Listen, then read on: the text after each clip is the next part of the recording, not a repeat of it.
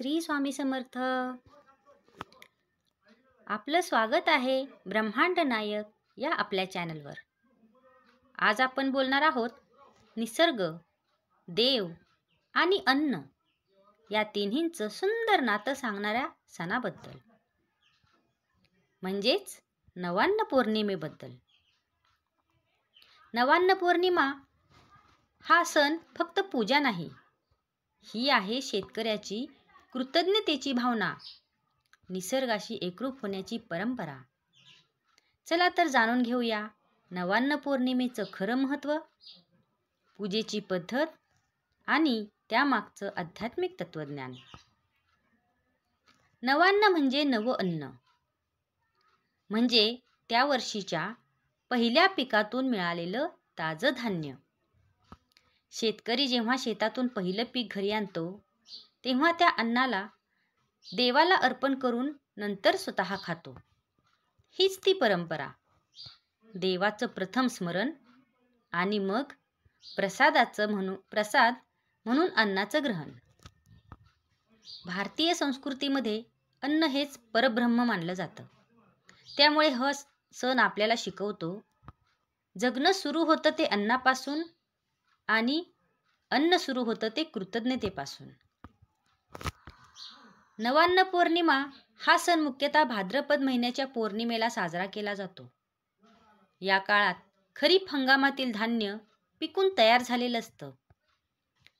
काही ठिकाणी हा सण आश्विन पौर्णिमेला म्हणजे कोजागिरी पौर्णिमेला जोडून साजरा केला जातो. या काळात शेतात सोन्यासारखी धान्याची कणसं डुलत असतात. शेतकऱ्याचं मन भरून येतं, देवा तुझ्यामुळे हे सर्व शक्य झालं. या दिवशी सकाळी लवकर स्नान करून घर स्वच्छ केलं जातं. नवधान्य म्हणजे ताजं तांदूळ, भात, गहू हे पाण्याने धुवून वाळवतात. या नव्या अन्नातून खीर, भात, पिठलं, भाकरी, लापशी असे पदार्थ बनवले जातात. नंतर हे अन्न देवाला अर्पण केलं जातं, म्हणजेच अन्नपूर्णा माता, पृथ्वी देवी, कुलदेवता आणि अन्नदाता भगवान विष्णूला.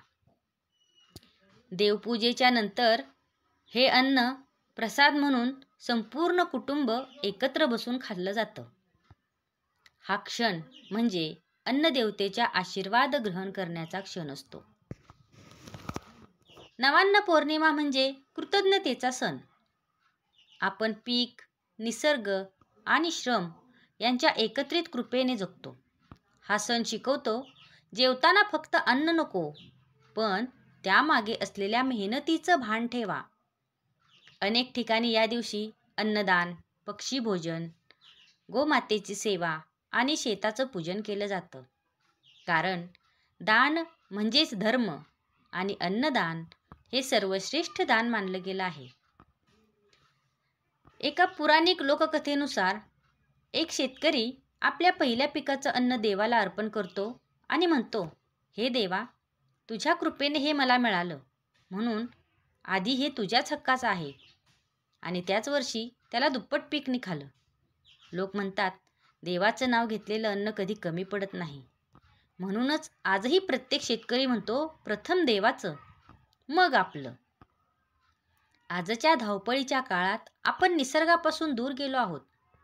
नवान्न पौर्णिमा आपल्याला आठवण करून देते की निसर्गाशिवाय आपलं अस्तित्व नाही. आपण जे खातो ते माती, पाणी आणि सूर्याच्या आशीर्वादाने तयार होतं. म्हणूनच या दिवशी निसर्ग, प्राणी आणि पृथ्वी देवीला नमस्कार करणे म्हणजे आपल्या जगण्याचं आभार मानणे. ही नवान्न पौर्णिमा विविध प्रांतांमध्ये वेगवेगळ्या नावाने साजरी केली जाते. महाराष्ट्रामध्ये नवान्न पौर्णिमा म्हणून साजरी केली जाते. कर्नाटकामध्ये हविसू हब्बा या नावानं साजरी केली जाते. ओडिशामध्ये नवखाई उत्सव, तर आंध्रामध्ये नवन्ना पर्व अशा वेगवेगळ्या प्रकारच्या नावाने ही नवान्न पौर्णिमा साजरी केली जाते. सगळीकडे हेतू एकच, देवाला धन्यवाद आणि अन्नाचं महत्त्व जाणणं. नवान्न पौर्णिमा हा सण सांगतो, जेव्हा आपण अन्न खातो तेव्हा देवाशी आपलं नातं जुळतं. प्रत्येक घासात देव आहे, आईची माया आहे आणि शेतकऱ्याचा घाम आहे. हा सण म्हणजे श्रद्धा, नम्रता आणि कृतज्ञतेचा संगम आहे. म्हणून तर या पौर्णिमेला नवं अन्न बनवा, देवाला अर्पण करा आणि प्रेमानं प्रसाद म्हणून आपणही खा आणि इतरांनाही खाऊ घाला. कारण आपण जे वाटतो तेच वाढत जातं. जर तुम्हाला ही माहिती आवडली असेल तर या व्हिडिओला लाईक करा, चॅनलला सबस्क्राईब करा आणि कमेंटमध्ये लिहा, अन्न हे परब्रह्म. श्री स्वामी समर्थ.